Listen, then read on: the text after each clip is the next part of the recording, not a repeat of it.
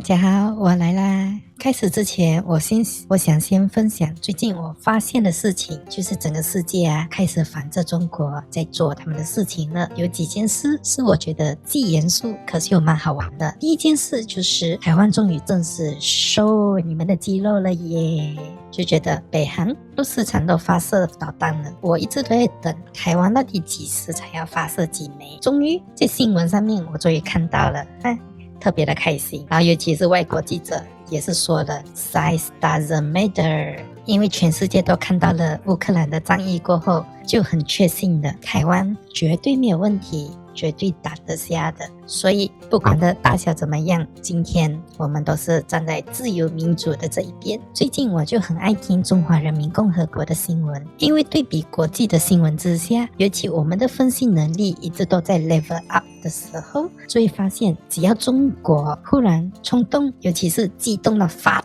抖的时候，喊话如疯狗在那里叫的时候，就知道他们不安的情绪就在不断的升温。最好配合中华家的哀歌，他们的交响曲是特别的动听的，证明中国的不安已经延续到了整个国际了嘞。比如上海人这么聪明，看了曾经被英属殖民过的香港，当然就需要很个性的反击嘛，甚至吵啊闹啊，让习近平跳脚耶。再看他们每天强调清零防疫成功的，那更多的说出他们的失败。养狗的人都知道，越会乱叫的狗都是胆小的狗。还有一个重大的新闻，可能让你我都有很大的机会赚钱哦，堪比普丁怕北约这种的核弹级的新闻。因为亚洲版的北约正式成立，先来谈谈 Asia Pacific Trade 这个合约成立于1975年，而中国在2001年的时候就加入了。而这个加入之前就有孟加拉、印度、韩国、老挝、斯里兰卡，还有后来加入的蒙古。很明显的，不止这个亚太贸易助长了中国的野心，也在2008年的奥运会上，中国就从那一个开始，他的野心就不断的扩大。我觉得拜登今年终于有个比习近平更像样的地方了，就是拜登终于没宅在家里了，他竟然巡游亚洲，主要是到了韩国以及日本，然后在那里与韩国、日本、澳洲、印度以及其他的国家，而在网络若是调查就会发现 Oh my god， Asia Pacific Trade 直接被更新成 Indo-Pacific Trade， 也就是印太贸易。我听到这个时候我其实是超兴奋的嘞，因为这给我有机会赚钱哦，不是赚中国的钱哦，因为中国的钱几乎是拿不回的。我身边有很多的大老板的钱，今天还被卡在中国的银行那里，看得到得不到，拿不了得不回。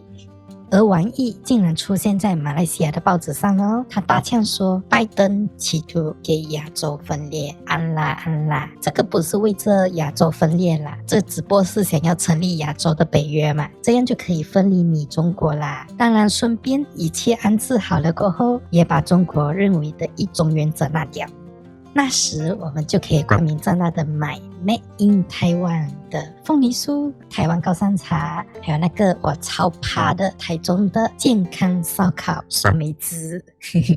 好，我们接下来进入主题。什么？现在可以进入主题？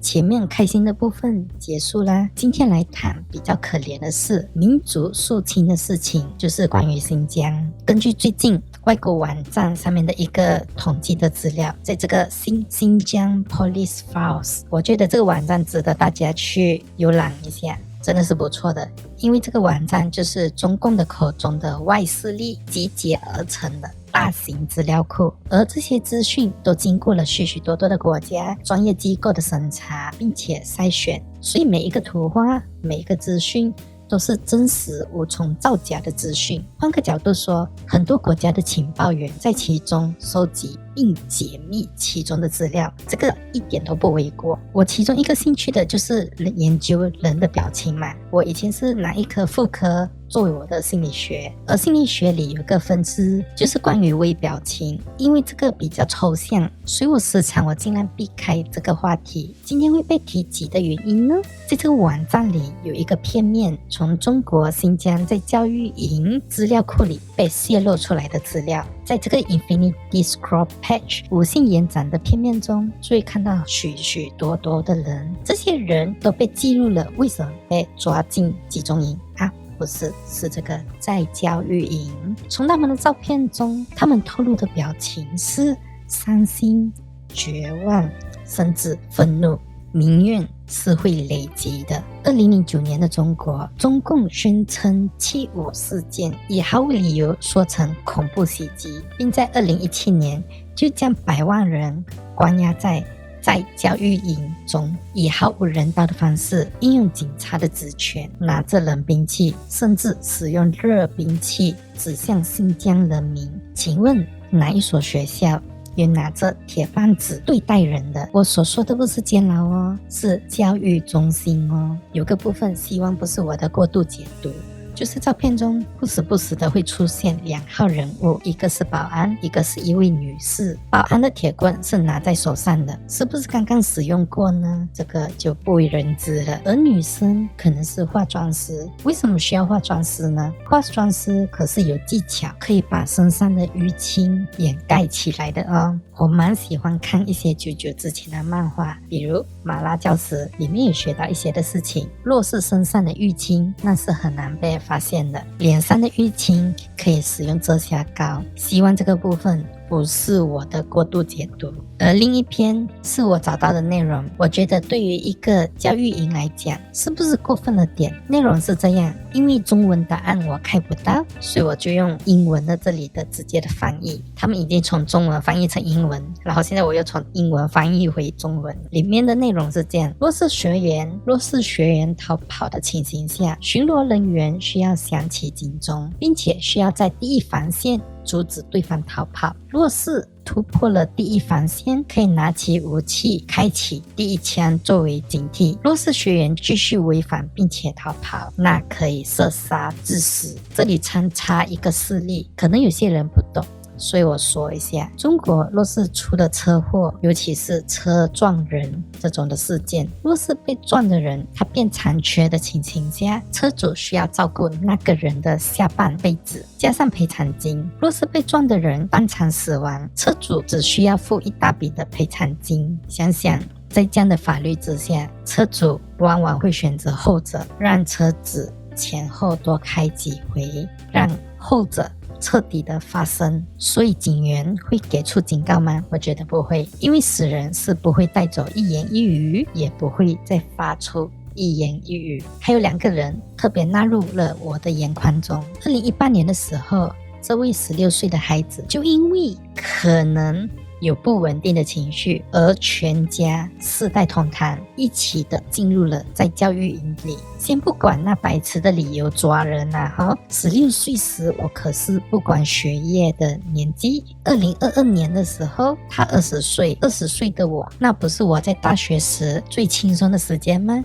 而党真的有给他良好的教育吗？不要说赚大钱了，最基本的这些东西真的有给到他了吗？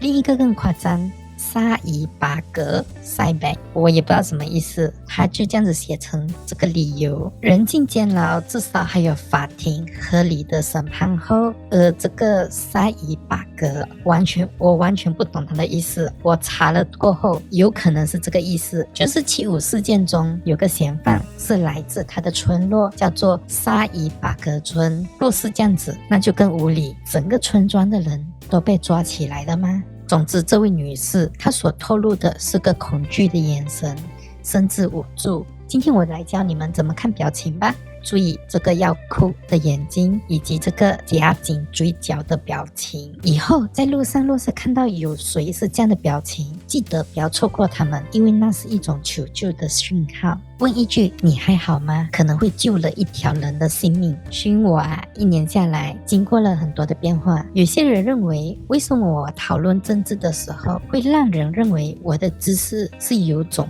不深的感觉？好啦，我愿意承认我对政治名词是很肤浅，不过若是我把案文中的内容也给你看的话，请问你接受得了这些全部东西吗？目前我的朋友中就有许多不能接受中共在做的行为，另一面目前我的时间真的是不够，所以这就是为什么我希望这个频道能够成为我的时间的资本，到时才能预备更深的内容。况且我制作影片的目的不是炫耀我知道了那几档事，我更希望的是让更多的人知道有这些事情正在发生着。我身边有88%甚至98%的人是完全不相信新疆在发生着这些事情，也不相信台湾每天受到中国的军机骚扰。普丁最初也说乌克兰边境的这些军队都是为着演习，而他这样的说的过程里面，在大家放下警戒的时候，突然攻入了乌克兰了。今天的警惕，我希望某一天我们能够